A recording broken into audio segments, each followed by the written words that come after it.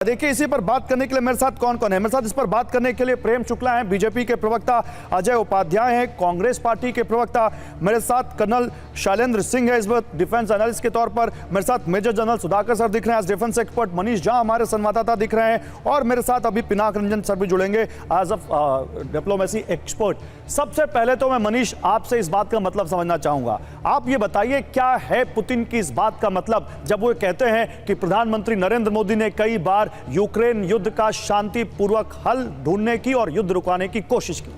बिल्कुल, देखिए, सबसे पहले तो आपको याद होगा कि ज़पोरिजिया न्यूक्लियर प्लांट में जिस वक्त यूक्रेन से लगातार हमले हो रहे थे और अंदर में उस वक्त रूसी सैनिक उस न्यूक्लियर प्लांट पे मौजूद थे, क्योंकि मैं खुद युद्ध क्षेत्र में तब मौजूद था, लगातार दोनों तरफ से बमबारी हो रही थी और ऐसा लग रहा था कि ना जाने कब ज़पोरिजिया न्यूक्लियर प्लांट तबाह हो जाएगा और दुनिया के सामने एक बड़ी जो है सो न्यूक्लियर डिजास्टर देखने को मिलेगी।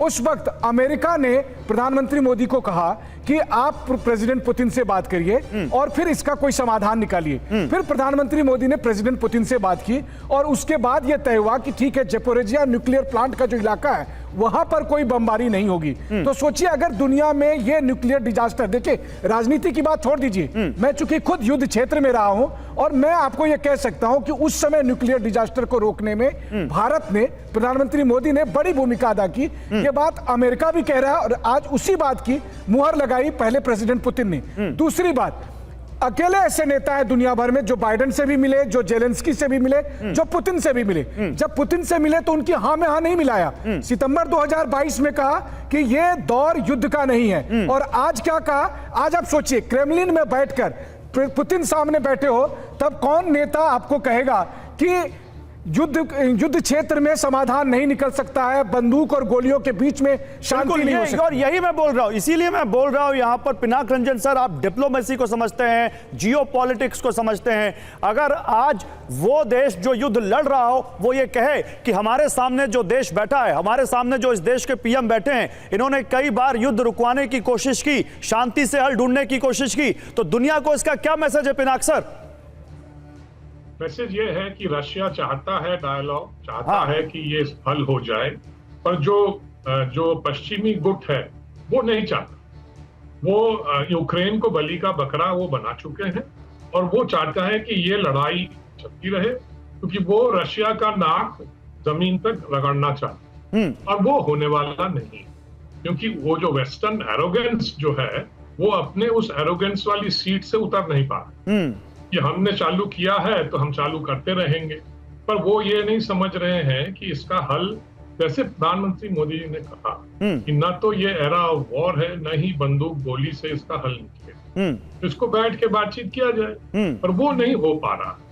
सीज़फायर कराना चाहिए और फिर बातचीत शुरू करना चाहिए। मुझे लगता है रशिया तैयार होगा, पर यूक्रेन को वो तैयार नहीं कर रहे हैं। नहीं सर, इसी से जुड़ी एक और बड़ी खबर आ रही जो आप कह रहे हैं। देखिए, पीएम मोदी ने एग्जैक्ट इसी लाइन पर एक और बड़ी बात कही है। पीएम मोदी बोले, हम विश्व में शांति चाहते हैं, मानवता शांति चाहती है। यह पीएम मोदी ने बड़ी बात कही है। भावी पीढ़ी के लिए शांति जरूरी है, यह पीएम मोदी ने कहा है। छोटे बच्चों का मारा जाना हृदय विदारक है, पीएम मोदी ने यह भी कहा, और कहा निर्दोष लोगों का मरना डरावना है। और हमारे साथ अजय उपाध्याय इस वक्त हमारे साथ जुड़ चुके हैं कांग्रेस पार्टी से। अजय जी, आपका भी स्वागत है, थोड़ी देर से आप ज्वाइन कर पाए। ये अभी जयराम रमेश कह रहे थे कि पीएम मोदी ने युद्ध रुकवा दिया, ऐसे दावे किए गए थे, और इसके बाद उन्होंने पोस्ट में कहा कि अब इससे भी विचित्र दावे किए जाएंगे। आज जब खुद राष्ट्रपति पुतिन ने यह कह दिया है अजय उपाध्याय कि पीएम मोदी ने कई बार यूक्रेन युद्ध शांतिपूर्वक ढंग से रुकवाने की कोशिश की, तब आप क्या कहेंगे?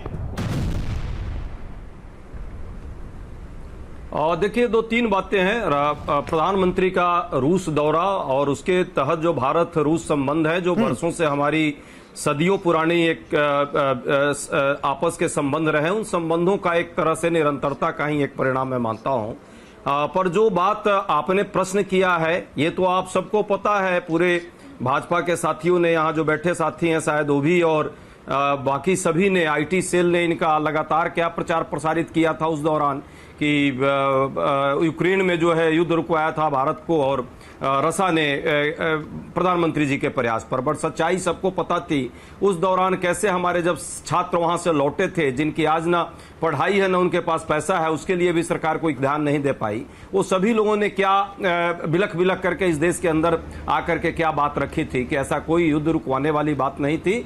हम लोग अपना जान बचा करके, भारत के जरूर डिप्लोमेटिक प्रयास हुए थे और भारत के